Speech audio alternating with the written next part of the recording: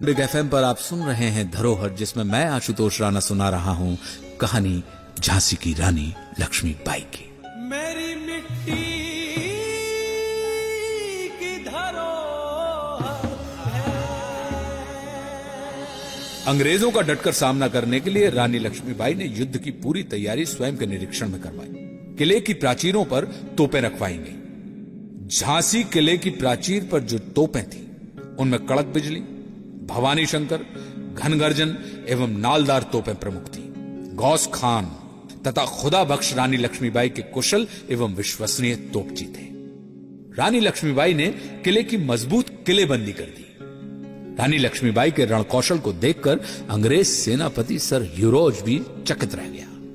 इधर अंग्रेज भी अपनी रणनीति तैयार कर रहे थे। अंग्रेजों ने किले को घेरकर चारों ओर से आक्रमण किया।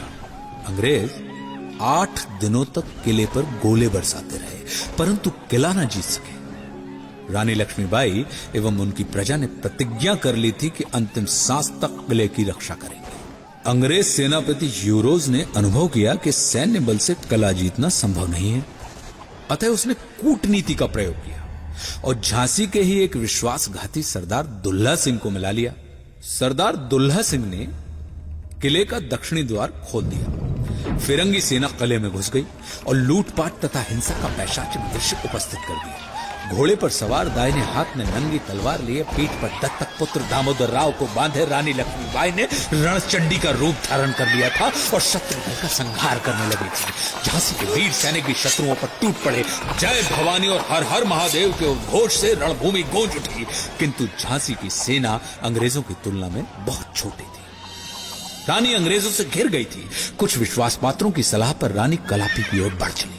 दुर्भाग्य से एक गोली रानी के पैर में लगी और उनकी गति कुछ धीमी हुई। अंग्रेज सैनिक उनके समीप आ गए। रानी ने अपना घोड़ा दौड़ाया, पर दुर्भाग्य से मार्ग में एक नाला आ गया। घोड़ा नाला पार न कर सका।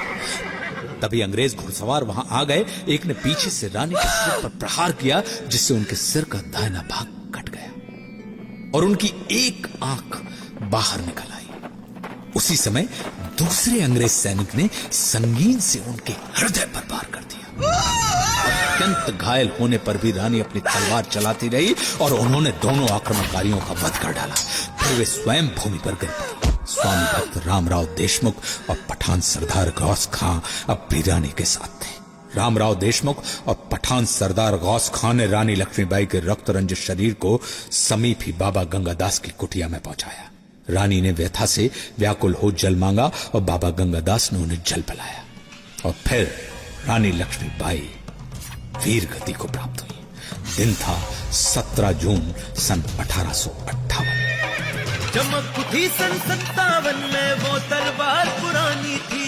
बुंदेले हर बोलों के मुंह हमने सुनी कहानी थी। वो झांसी वाली रानी थी, झांसी वाली रानी।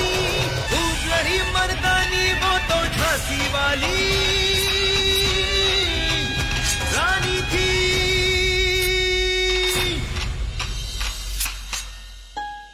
रानी लक्ष्मीबाई के इस बलिदान ने आजादी की पहली लड़ाई को एक स्वर्णिम अध्याय में तब्दील कर दिया और इस पहली जंग आजादी ने हिंदुस्तान की आजादी की नींव रखी। रानी लक्ष्मीबाई के बलिदान को याद करते हुए भारत सरकार ने सन 1957 में उनके ऊपर पहली बार एक डाक टिकट छापी। हमारे देश का ऐसा कोई कोना नहीं है जहां रानी लक्ष्मीबाई की मूर्ति ना हो।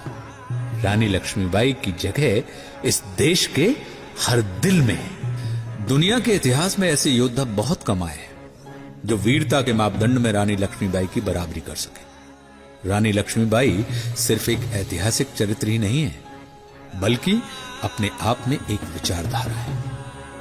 ये देश इस बात से फक्र महसूस करता है कि ऐसी वीरांगना ने इस मिट्टी पर जन्म लिया। तो ये थी कहानी वीरांगना रानी लक्ष्मीबाई की। अगले हफ्ते फिर पलटेंगे इतिहास के पन्ने और खोज के लाएंगे कोई और कहानी जो महकती होगी हमारे देश की सौंधी माटी की खुशबू से। मेरी मिट्टी